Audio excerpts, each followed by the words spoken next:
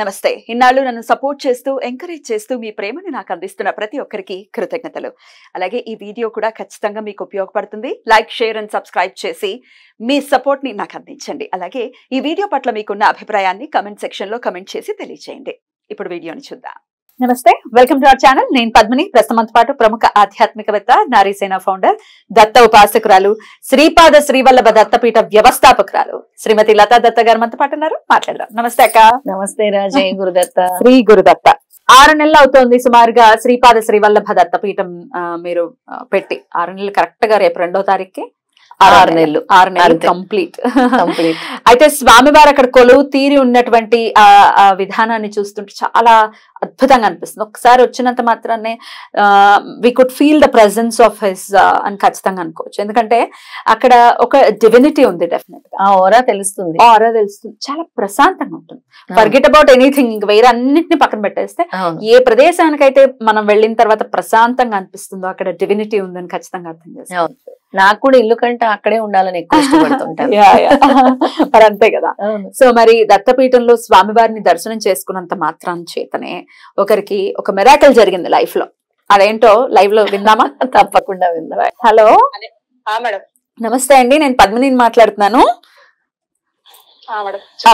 చెప్పండి, మీరు దత్తపీఠాన్ని దర్శించుకున్న తర్వాత ఏమిటి మీ జీవితంలో జరిగినటువంటి మిరాకిల్ మాతో కూడా పంచుకుంటారా? మేడం చెప్పండి. నా పేరు పద్మ మేడం. యాక్చువల్లీ నేను దత్తపీఠంకి పోయిన సంవత్సరం గానగాపురం వెళ్ళొచ్చాము మేడం వాళ్ళతో. మధ్యలో కొంచెం డిస్టర్బెన్స్ వచ్చి గ్యాప్ వచ్చి రాలేకపోయాను పని ఒత్తిడి వల్ల. సో దాని తర్వాత మళ్ళీ ఏంటంటే నాకు ఒక మధ్యలో 6 months నేను దత్తాత్రేయ స్వామి మన శ్రీ గురు చరిత్ర బుక్ చదవడం లేదంటే పీఠానికి వెళ్ళలేకపోవడం వల్ల ఏంటంటే నాకు ఇదైతే మీకు కూడా నేను ఇప్పటివరకు చెప్పలేదు మేడం, ఇప్పుడు చెప్తున్నాను. నేను ఒక 2-3 months నేను బుక్ చదవకపోతే సాక్షాత్తు మీరే అమ్మ కలశం పట్టుకొని అండ్ మీరు మంగళారతులు పట్టుకొని పద్మిని మేడం మంగళారతులు పట్టుకొని. అవును నేను కూడా. అవును మేడం, నేను ఇప్పుడు లైవ్ లో చెప్తున్నా మీకు. అది నేనైతే అది అది నేను అసలు ఎంత ఆనందం అంటే మార్నింగ్ నా కల్లో నేను మార్నింగ్ నేను ముగ్గు వేస్తున్నాను, మీరిద్దరు వచ్చారు.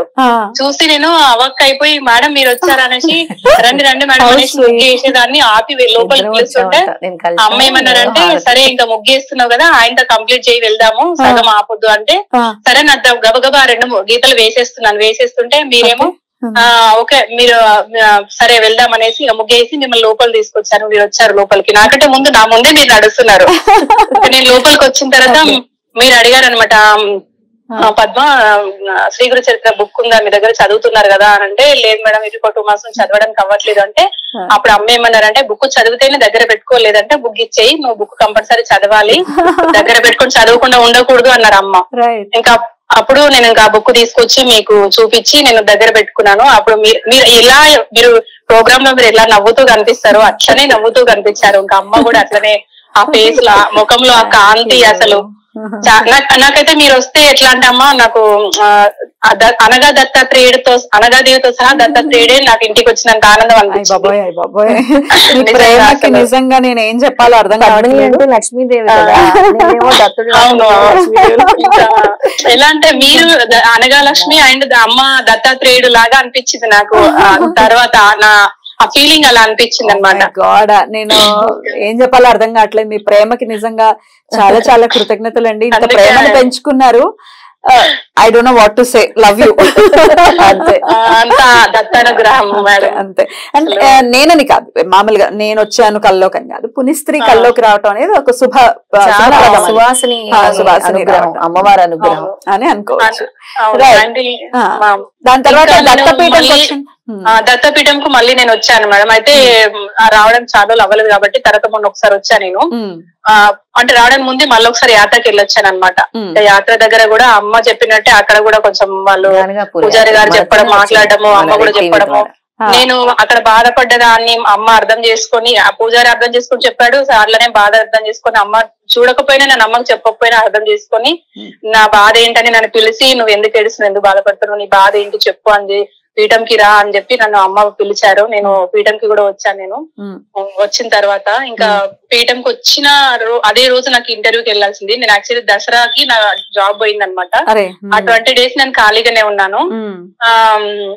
ఆ రోజు కూడా నేను గాన్గాపురం వెళ్ళడానికి 2 days బ్యాకే జస్ట్ ఫ్రైడే వెళ్తారన్నాక బుధవారం రోజు కాల్ చేసి నాకు ఏం తోచక ఇంకా ఎలాగైనా వెళ్లాల్సిందే అని పట్టుబట్టి మీకు అన్ఎక్స్పెక్టెడ్ గా కాల్ చేశాను. ఆ రోజు మీరు ఉంది వేకెన్సీ అంటే ఆ రోజు వచ్చేసాను అనమాట. సో తర్వాత అక్కడికి వెళ్ళొచ్చిన తర్వాత మళ్ళీ నాకు పీఠంకి వెళ్ళాను. నేను పీఠంకి వెళ్తే ఇంకా ఆ రోజు గురువారం పౌర్ణమి కూడా ఉండే. సో ఇంకా నేను వెళ్ళి చాలాసేపు కూర్చున్నాను.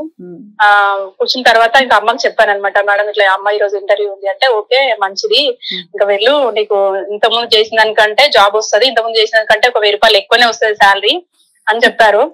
ఇంకా నాకు 17,500 వస్తుండే ఇంతకుముందు చేసిన దగ్గర. తీరా ఆ రోజు నేను ఆ పూజ దగ్గర నుంచి ఆ రోజు ఆ పూజ చేసుకొని వచ్చామన్నమాట. మన ఏది లక్ష్మీ వ్రతం చేసుకుని వచ్చాము. ఆ రోజు వచ్చి డైరెక్ట్ షాప్ కి వచ్చి షాప్ దగ్గర ఇంటర్వ్యూ అటెండ్ చేసుకుని నేను వెళ్ళాను అనమాట ఇంటికి. నెక్స్ట్ వీక్ మళ్ళీ అమ్మ దగ్గరికి వెళ్ళినప్పుడు చెప్పాను నేను. అదే రోజు నాకు జాబ్ కన్ఫర్మ్ అయింది అండ్ శాలరీ కూడా ఎగ్జాక్ట్లీ అమ్మ చెప్పినట్టుగానే కరెక్ట్ 1000 రూపాయలు ఎక్కువ, 18,500 శాలరీ. అసలు ఆ రోజు అయితే నేను షాక్. ఇంకా అసలు ఏమనిపించింది అంటే మేడం నాకు ఇప్పుడు చెప్తుంటే కూడా నాకు గూస్ బంప్స్ వస్తున్నాయి. అసలు అంటే యాక్చువల్లీ నాకు ప్రాబ్లం లేదని కాదు, చాలా సమస్యలో ఉన్నా నేను. చాలా అంటే చాలా మానసికంగా చాలా కృంగిపోయి ఉన్నా. కానీ ఇదంతా కూడా ఏమనిపిస్తుంది, ఇంత బాధలో ఉండి కూడా, ఎంత బాధలో అంటే నా లైఫ్ లో నాకు ఇంతవరకు ఇప్పటి బాధలు వచ్చినాయి పోయినాయి, కానీ ఇంత బాధలు ఎప్పుడు నాకు ఇంకా అంతకంటే పెద్ద బాధలే వచ్చినాయి. ఇప్పుడు బాధల్లోనే ఉన్నాయి యాక్చువల్లీ నేను. కానీ ఈ బాధలో నేను ఏమైపోతాను అని ఆ బాబా నన్ను మళ్ళీ తీసుకెళ్లాడు. దత్తుడు నన్ను గాన్గాపురం తీసుకెళ్లాడు.